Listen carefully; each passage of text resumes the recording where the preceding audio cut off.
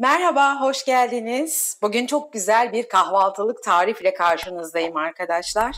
Yapılışı da çok kolay, görseli çok güzel ama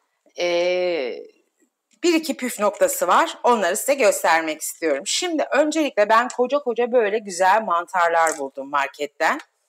Bu büyüklükteki mantarla yapmanızı tavsiye ediyorum. Mantar yıkanmaz arkadaşlar. Hep söylüyorum. Bakın çok kolay soyuluyor. Çünkü mantarı yıkadığınız zaman zaten sünger gibi olan ve çok sulu olan mantarlar iyice suyu emer, lezzeti gider, tadı gider ve çok sulanır. Dolayısıyla bakın soymak ne kadar kolay görüyorsunuz. Bu ortalarını çıkardığım ortaları da ben atmıyorum.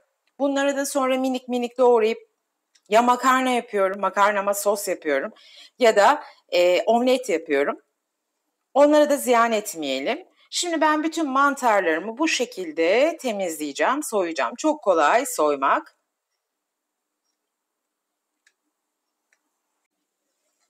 Şimdi yarım kapya yarım da yeşil biberim var. Bunları minnacık doğrayacağım. Önce incecik şeritler haline getirip sonra da ufaltacağım. Görseli daha güzel olsun ve şık dursun istiyorsanız bu ayrıntıya dikkat edelim. Hem kahvaltı sofralarınızda hem misafir sofranızda çok rahatlıkla sunabileceğiniz güzel bir yemek bu arkadaşlar. Aynı zamanda da meze olarak da tüketilebilir. Mantar zaten çok lezzetli ama bu yapacağım şekil aynı zamanda çok esprili, eğlenceli de olacak. Sonunu bekleyin mutlaka. Evet, minicik haşere dediğimiz şekilde biberlerimizi ufaltıyoruz. Arzu edenler, sevenler acı biber de kullanabilirler. Evet, bütün biberlerimiz gördüğünüz gibi incecik doğrandı. Şimdi kasemin içine alacağım. Bir tutam kadar maydanozum var. Maydanozumu aynı şekilde minnacık haşere keseceğim. Bunlar hem lezzet verecek, koku verecek hem de dekor olacak çünkü.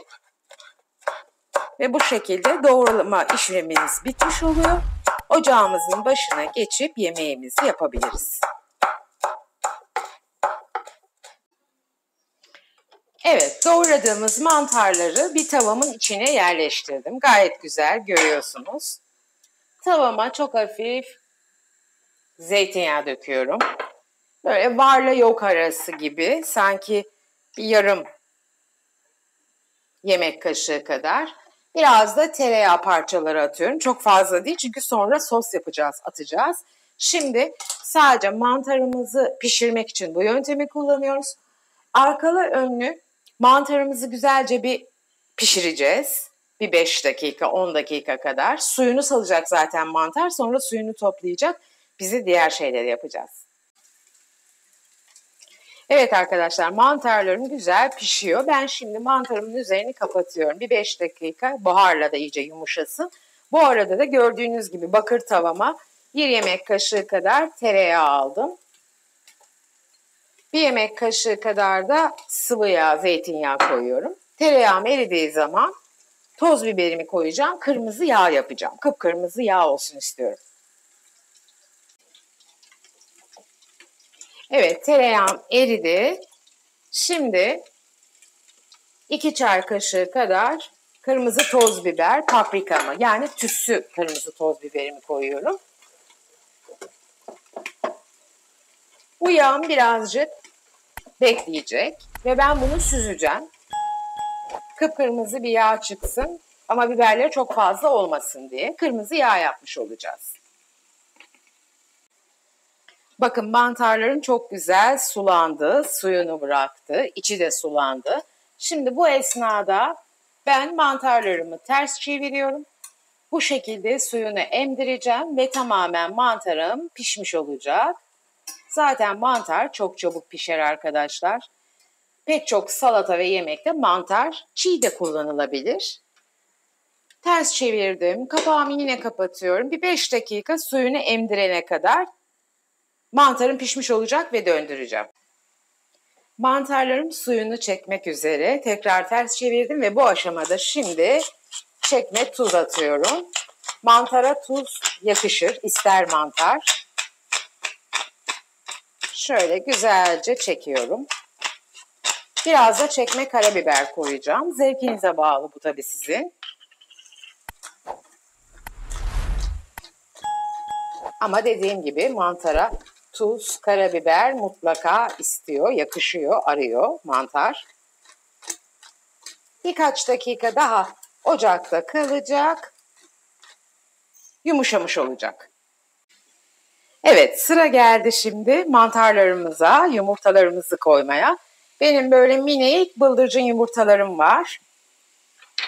Bunları kırıp kırıp bütün mantarlarımın içini dolduracağım.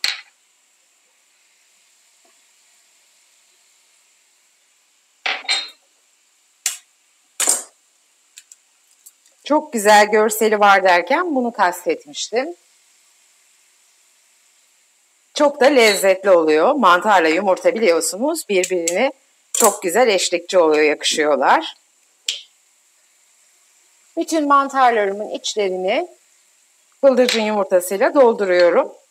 Bıldırcın yumurtasını nereden bulayım demeyin. Bütün marketlerde hem bu büyük boy mantarlar hem de bıldırcın yumurtası var arkadaşlar. Evet, yumurtalarımı hepsini doldurdum. Görüyorsunuz mantarlar tamamen suyunu çekti. Hemen şimdi bu yaptığım kırmızı yağdan da mantarlarımın üzerine boca ediyorum.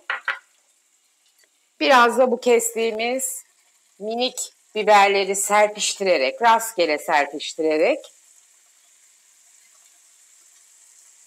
tamamlıyoruz. Ve kapağını kapatıyorum. Altını kısıyorum. Yumurtalarımın pişmesini bekliyorum. Evet, yumurtalarımız pişti. Şimdi üzerlerine biraz da doğradığımız maydanozlardan serpiştiriyoruz. Hem güzel bir sos oldu hem de harika bir mantar. Şimdi servis edelim bakalım. Evet, sıra geldi. Şimdi harika mantarlarımızı servis etmeye arkadaşlar. Çok çok lezzetli oldu, emin olun. Görüntüsü zaten kendini belli ediyor. Özellikle yumurta severler, mantar severler bu ikisinin birleşiminden çok memnun kalacaklar. Aynı zamanda her şey sadece lezzet değil biliyorsunuz, görsel de önemli. Kanımca yiyen herkes çok beğenecek arkadaşlar. Evet, şimdi de bu yaptığımız nefis güzel yağımızı üzerine şöyle boca ediyoruz. Çünkü biliyorsunuz mantar tereyağını çok seviyor, çok yakışıyor. Şöyle güzelce her yerine boca etmek istiyorum. Umarım beğenmişsinizdir ve bu tarifimi siz de evinizde denersiniz. Ve yerken de beni anımsarsınız çünkü gerçekten çok güzel oldu. Şöyle bir daha yakından göstermek istiyorum. İşte deneyecek olanlara şimdiden afiyet olsun diyorum. Beni izlediğiniz için çok teşekkür ediyorum. Hepinizi çok seviyorum. Videomu beğenmeyi, kanalıma abone olmayı ve bildirim zilini açmayı unutmazsanız çok sevinirim. Bir sonraki güzel tarifte buluşmak üzere. Sevgiyle kalın, hoşça kalın, kendinize çok çok iyi bakın.